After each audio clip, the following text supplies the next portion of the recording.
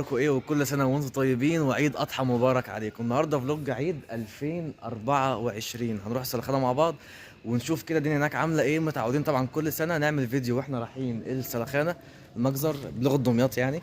الشباب معانا رايحين، فان شاء الله يمكن يكون كله اكشن. فتنسوش بقى لايك الفيديو واشتركوا في القناه وتشوفوا الفيديوهات اللي وصلت لاكتر من 10 مليون مشاهده في العيد. وكل سنه وانتم طيبين ويلا بينا. كل فلوج وانتوا طيبين، كل سنة وانتوا طيبين وعيد أضحى مبارك عليكم. عيد 2024 فلوج السلخانة. كل سنة متعودين مع بعض بنروح نعمل فلوج من السلخانة ونشوف الجو هناك والدنيا بتكون مقلوبة ازاي، وحرفيا كل دمياط بتكون هناك. خدنا الشباب بتوعنا وطلعنا على الطريق متجهين للسلخانة أو المذبح أو المجزر، بس في دمياط بنقول سلخانة. وصلنا عند السلخانة وكانت لسه الساعة تقريبا حوالي 2:30 أو داخلة على الساعة 3.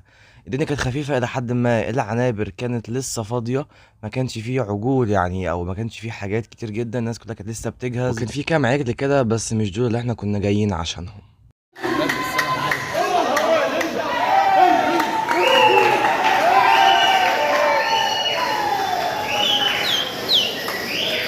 بص الجو ده. ايه لا دلوقتي عقبال.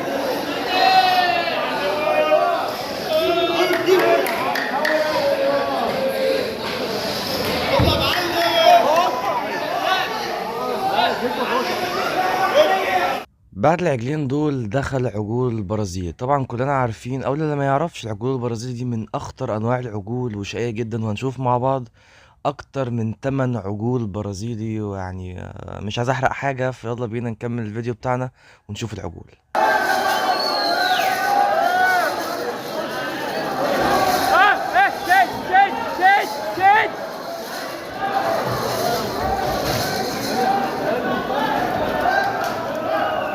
شدوا يا جدعان شدوا.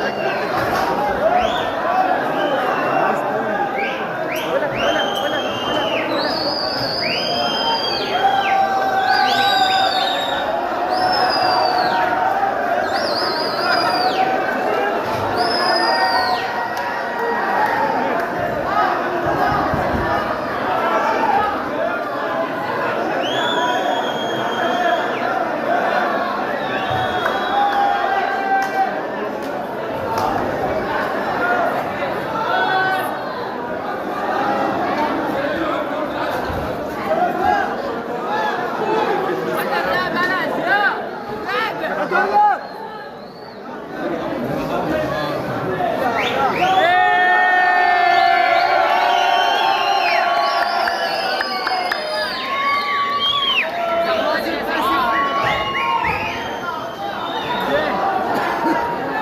لسه واقف هناك لسه ما انطبخش ولا ايه؟